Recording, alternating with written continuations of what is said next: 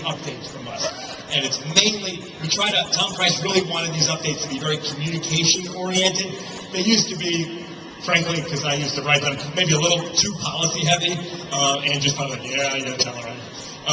They're much more sleek now and more bullet points and talking points. So let me give you the website address. She's pointing to me. Get to the point.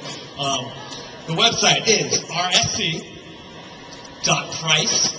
for Tom Price, obviously, .house.gov.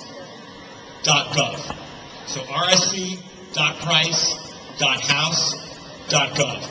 And obviously the website itself has many resources for you, but you can't miss it. Right on the front home page, boom, sign up for weekly email updates. Thank you for tolerating a Republican up here, and I look forward to your questions. All right, we've just got one more speaker. Linda Parker, if you would start handing out the M&Ms, you can go ahead and start that process. That'll be explained by the next speaker, Jenny Beth Martin. And I just want to say about Jenny Beth, because my phone's ringing off the hook here, that she's become not only an ally but a friend. She's been involved, working harder than anyone I know in this movement for all of you, members of Tea Party Patriots, but also just people out there looking for a way to voice their opinions. She's been working hard, and she's been doing this early on. Back in February, she was a member of, there was a group of about 20 people that had a conference call right after Rick Santelli went on his rant, and she was one of those 22. And this movement started with a small group of people, and it's just exploded across the country. And I think we should give her a round of applause for that.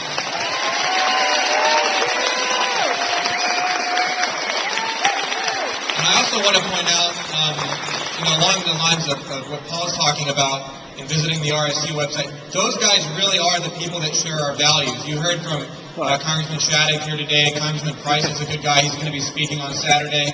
There are a handful of good guys in the Congress, and those people should be supported. And the RSC represents the people that share our values and the people that vote the way we want them to vote. So become an insider. They're opening the doors for you so you can get up to the minute information on what's happening inside the Congress. And Paul's been great with organizations like FreedomWorks and NTU and other organizations, allowing us sort of to see what's going on behind the staff, so we appreciate that.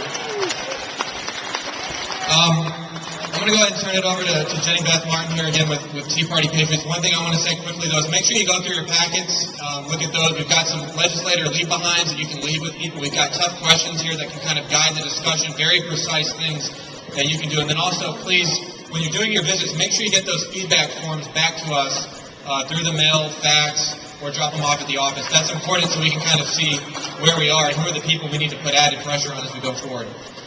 So with that, I'm going to turn it over to Jenny Beth. Please welcome her. Thank you, Brendan, and thank you all for being here today. And thank you for your kind words. Brendan really is one of my favorite people to work with in this entire movement. He and the entire FreedomWorks organization, they have, instead of taking all the glory, they have shared it and asked other people to be a part, not just of this event today, but they've helped us all the way through, since the very beginning back in February. And I personally am very thankful to FreedomWorks for that.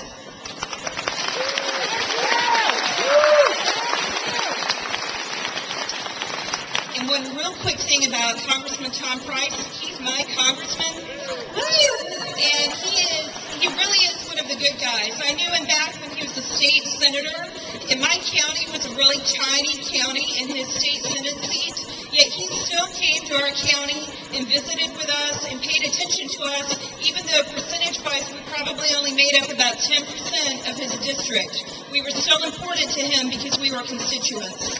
And you guys are important to him because you're Americans, and he understands that. All right, my friend Linda Parker helped me, and she gave out some M&Ms, I believe. And if you have those, if maybe you could open them and share them with people, and I'll be real quick, and you can eat them while I'm talking. My message has 3 letters also, but instead of being P's, it's M-N-M. So that's what the M&Ms are for, to help you remember and to give you a little something to do. All right, when you're organizing at a grassroots level, you need the first thing and one of the most important things you have to do is have a message. And most of you know what the Tea Party movement message is. It's about fiscal responsibility, constitutionally limited government, and free markets. Whether you're talking about the Tea Party movement in general, healthcare, cap and trade, any of the issues that you care passionately about, you need to think about how you're going to word those and what your message will be. And as the previous speaker said, incorporating not just talking points, but a personal story into your message is very important. So start with your message. The next thing to do is to take a look at your network of your friends, your coworkers, your family members, church members, community friends, and look at it and see if this issue will affect them. And one thing to do when you're looking at your network, don't just look, especially with the issues that are national issues, federal issues. Do not just look at your local network. Look at your Christmas card list, your birthday card list. Expand it and think outside your city and outside of your state. So figure out what your network is and who will appreciate your message. The next and the final thing you have to do is to have a means to communicate the message to your network. And you can do that through several different things. If your network is a congressman, you can do it by the different things that were described today: email, faxes, phone calls, personal visits. If the network that you're communicating your message to is your church members, then you're going to contact them maybe while you're at church and talk to them, or give them a phone call, or send them an email.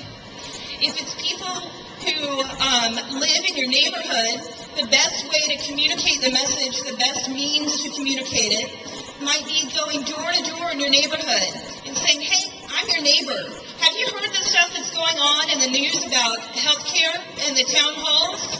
Let me tell you why I think it's important." And personalize it.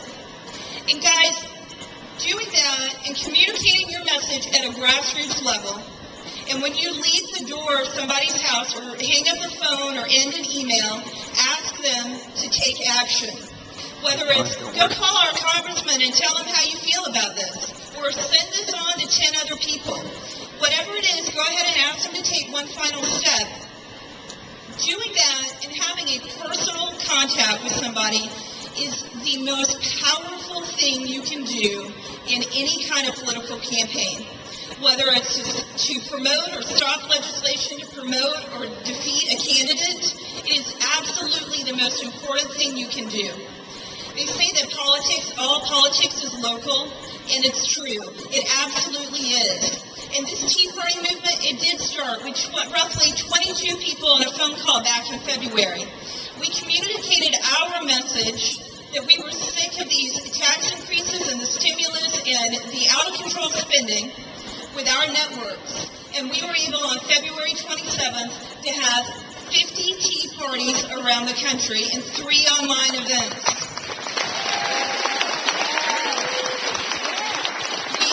We took that and we built on that and continued our same message, and we had over 800 tea parties on April 15th with 1.2 million people in America attending. We did that, and we were able to have that many people out there because of you guys. I'm just organizing. I'm just helping you have a way to communicate your message. That's all that I do. It's you guys going out and telling your friends and your families and your neighbors to come and attend and why you care about this and getting them to catch that fire, that passion. That's what it's about. So from that, now we've continued to build. We had Independence Day events, and now we've got this event this weekend, and I'm really glad you're here.